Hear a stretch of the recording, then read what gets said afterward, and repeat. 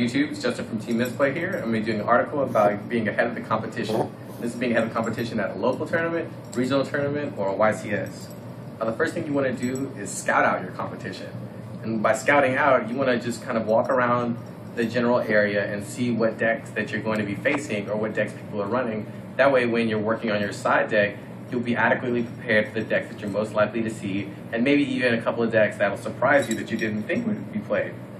Next, you want to just be prepared with your body. You want to have plenty of rest the night before. Everybody's heard stories of going to a major competition and the night before they got no sleep, 1 hour of sleep, 2 hours of sleep, and they were fatigued throughout most of the day. And you also want to eat a healthy breakfast and have a prepared lunch. A lot of these tournaments do not have lunch breaks, so you're rushing between rounds to go get some food, or you're paying overpriced amounts of money for like a slice of pizza, and you just end up fatigued from hunger. The next thing that you want to do is not be building your deck at the venue. Don't have half a deck there and rely on trades or buying in order to finish out your deck. At these tournaments, all the prices on cards go up, and what you'll end up doing is you'll be spending more money on trades or on cards and not really getting a good return on investment, because what you'll end up doing is going out of your way to get a card to finish your deck out. And what you want to do is you gotta have a complete deck, but also have cards on the side waiting just in case you want to alter your deck. Say that you see that a certain card works better at this tournament because a certain deck type is being played.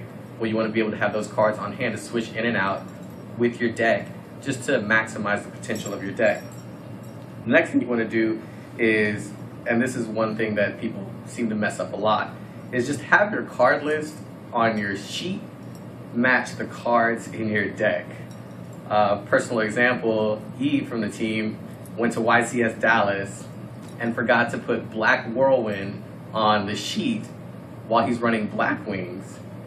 They did a deck check midway through the tournament, and he got a game loss that led to a match loss that kept him from getting into the top cut, all because he forgot Black Whirlwind in a Black Wing deck.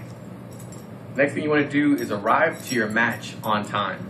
A lot of these places, everybody's always pressed for time. And when you're pressed for time, what the judges will do is they'll give you a 3-minute warning. If your opponent hasn't shown up, they get a game loss. If they haven't shown up after 5 to 6 minutes, then they get the match loss.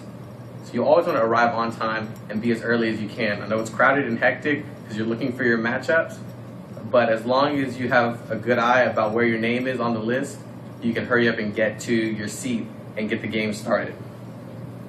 Also, you want to be aware of how much time is left. Typically, what the team members do is when we go to a tournament, if there's a clock posted somewhere, we make sure to get a seat that faces the clock so that we're always aware of how much time is left in the match. And speaking of time, you want to be prepared for going into time. Now, a lot of people, they play test and they play test, but they'll take a play test match and the match will go for an hour long, but at a tournament you get 40-45 minutes for a match. So they play test and play test, but they won't play test for going into time. You want to be prepared for what should happen if you go into time, because the 5-turn rule can kill certain decks, and the 5-turn rule can make it really easy to win for certain decks, and you want to be prepared for that. And the last thing that you really want to work on is just your poker face.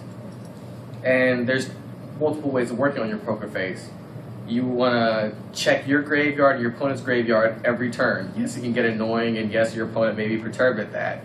But if you check your graveyard, check your opponent's graveyard every time, whenever you draw a card, say you finally do draw that Monster Reborn, because you checked your graveyard and his graveyard every time, he's not going to be prepared for that.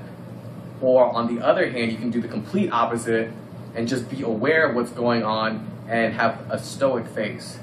Because it's really easy to see, especially in the early rounds when there's random matchups, when somebody pulls into something good, their face just lights up. And that's when you can tell that something's about to go off and you're better prepared for what's about to happen. And remember, the last thing, it's not a pro play unless it's a misplay. Be sure to thumbs up the video, rate the video, comment on the video, subscribe to the channel, and just let us know what you think. Bye.